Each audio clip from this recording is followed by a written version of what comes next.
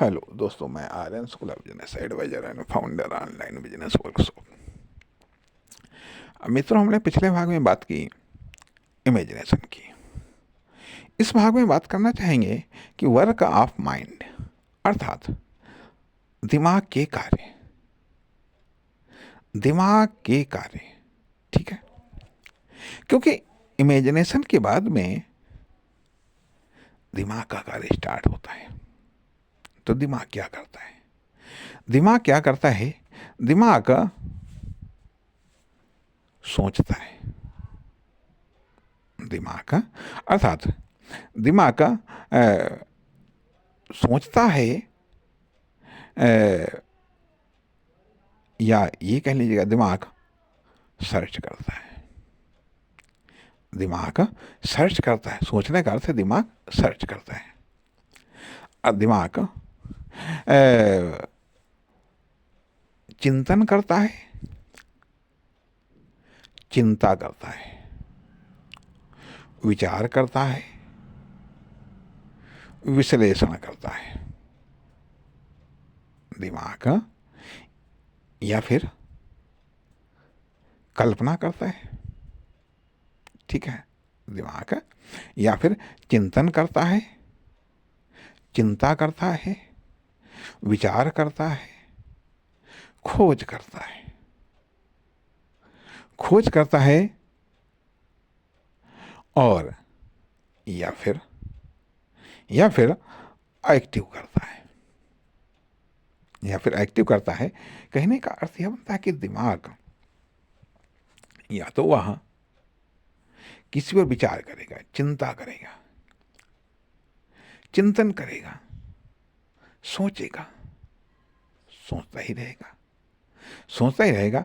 अर्थात अब यहाँ पर या तो उसको यदि कोई कार्य मिला हुआ है, जब कार्य नहीं मिलता है, ये कार्य उसके पास में नहीं होता है, तो वह चिंता करता है, चिंतन करता है, विचार करता है, खोजता है या फिर कल्पना करता है, परंतु शांत नहीं बैठता है। दिमाग शांत नहीं बैठता है। हाँ, जिनका दिमाग शांत है,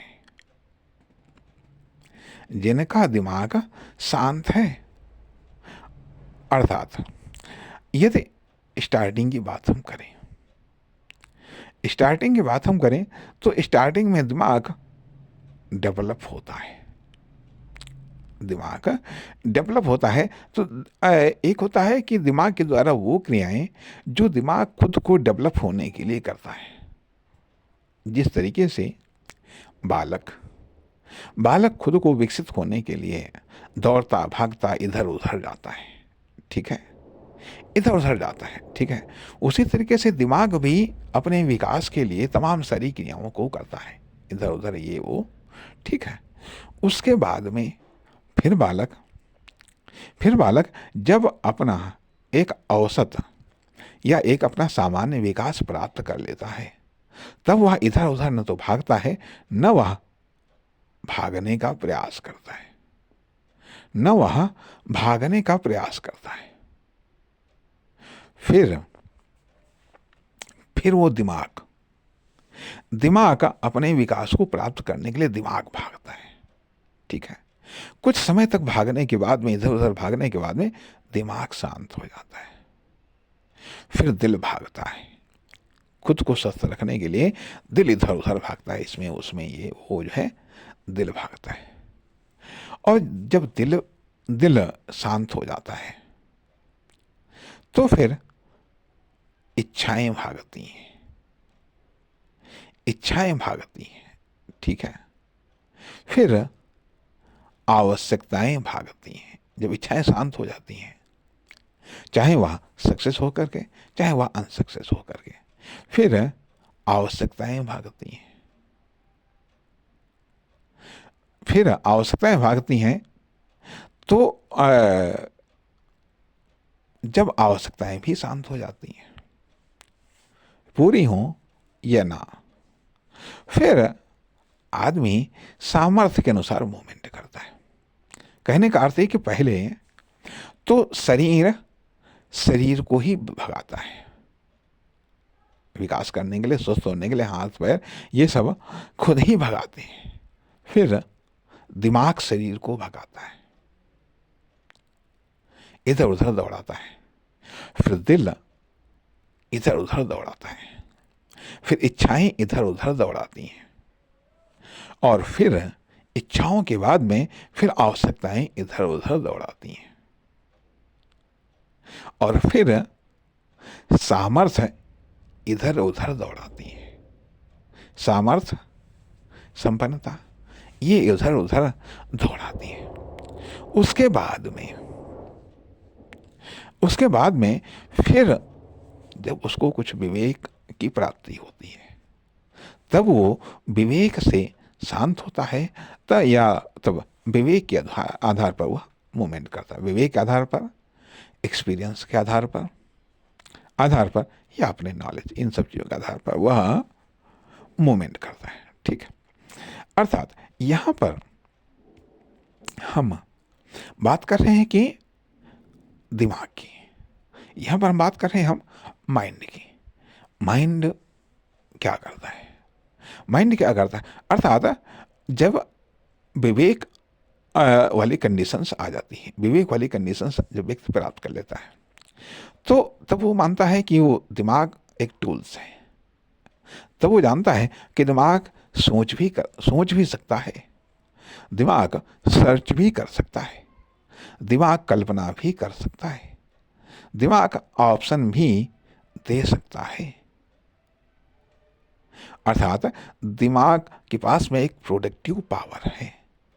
जो कुछ भी हम देखते हैं या जो कुछ भी है, ठीक है, वो सब कहीं ना कहीं दिमाग में सुरक्षित हो जाता है। दिमाग में सुरक्षित हो जाता है, इसलिए दिमाग सोच सकता है, कल्पना कर सकता है, विचार कर सकता है, चिंतन कर सकता है, चिंता कर सकता है। दिमाग उलझा भी सकता है, दिमाग सुलझा भी सकता है। अर्थात जैसा कार्य देंगे दिमाग उसी तरीके से कार्य करने लगेगा। दिमाग उसी तरीके से कार्य करने लगेगा। अर्थात दिमाग एक बेहतर नौकर भी है, लेकिन कभी कभी बुरा मालिक भी साबित हो जाता है। बुरा मालिक भी साबित हो जाता है। अर्थात दिमाग अपने आप में एक न्यूट्रल है, लेकिन उत्पादकता है। इसलिए दिमाग एक साधन है, एक संसाधन है। अब यह है वर्क ऑफ माइंड और पावर ऑफ माइंड, दोनों चीज़ों को समझना चाहिए। वर्क ऑफ माइंड कि दिमाग क्या कर सकता है, दिमाग क्या कर सकता है, दिमाग क्या क्या कर सकता है, और दिमाग की कितनी पावर है। अनलिमिटेड पावर इसकी कल्पनाशीलता में है। अनलिमिटेड पावर इसकी कल्पनाशीलता में है।